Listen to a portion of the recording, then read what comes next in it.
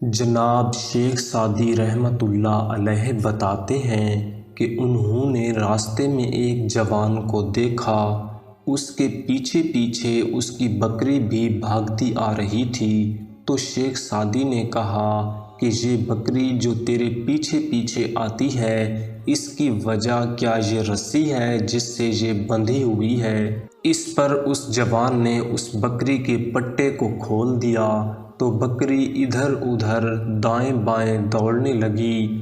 وہ اسی طرح راستے میں اس کے پیچھے آتی رہی، کیونکہ بکری نے جوان کے ہاتھ سے سرسبز چارہ کھایا تھا۔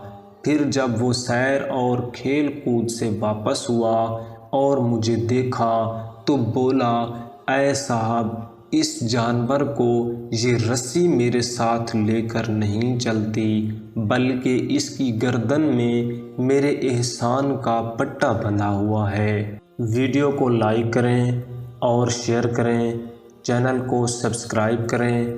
Thanks for watching.